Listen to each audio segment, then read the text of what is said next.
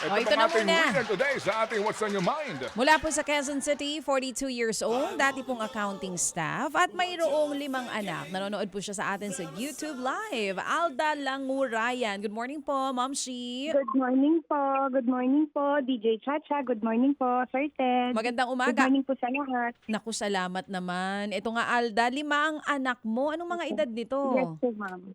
Yung panganay ko po, 17 years old, grade 12 po, senior high school. Yung pangalawa po, 14 years old, grade 9.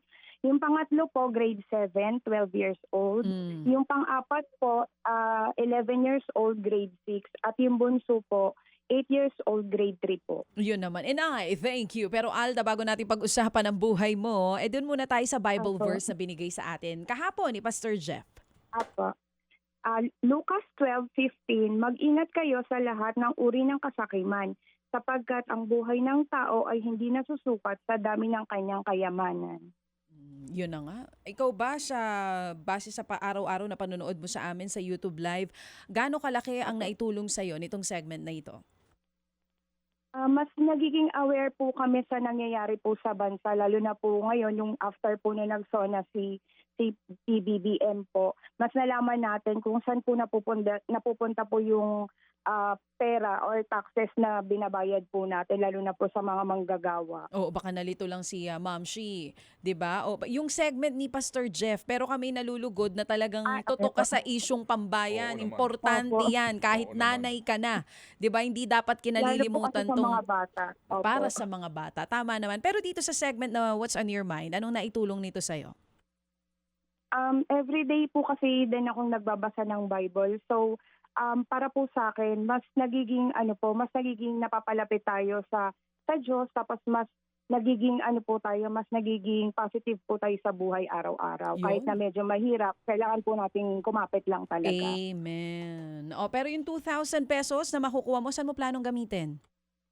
Kasi po sa ngayon po, yung pangatlo ko pong anak, nasa special science class po kasi siya, grade 7 po.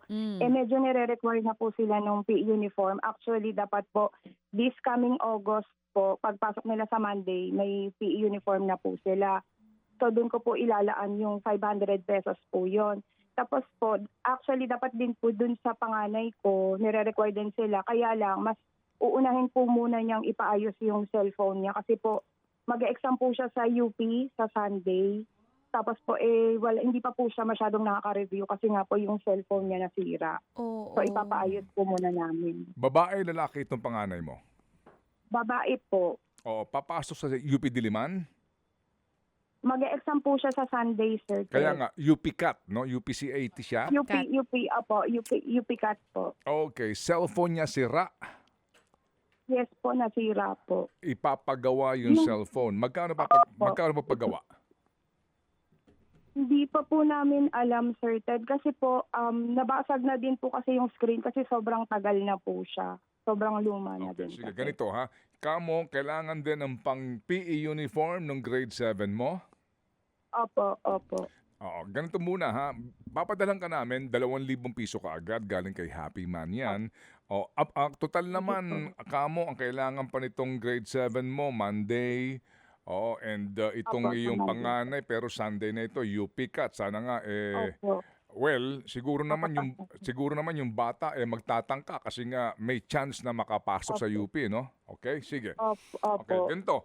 Yung 2,000, agad namin papadala. Padala ka kaagad sa amin today or later in the day nung hinihingi namin mga prueba dito at bukas na bukas Opo. din. Tatawagan ka namin. Opo. Sige po, thank you po. Oo, sige. So ito bang Uunahin ko po muna yung sa cellphone niya. ano daw? Ano po yun? Uunahin ko po muna yung sa cellphone niya kasi po kailangan niya na din po talagang mag-review. Cellphone daw Okay, muna. sige. Kasi talaga. 2,000, ikaw na bahala doon sa gagamitan mo. Opo. Alright? Apo. Sige. Yung asawa mo matadero? Sa Monterey Meat Shop po, nagbo-butcher po. Ah. Tapos minsan po nagde-deliver po. Okay. Sige. So now we know. Alright, sige. So Alda, abangan namin ang ating ugnayan. Pasalamat ka muna sa 2,000 galing kay Happy Man.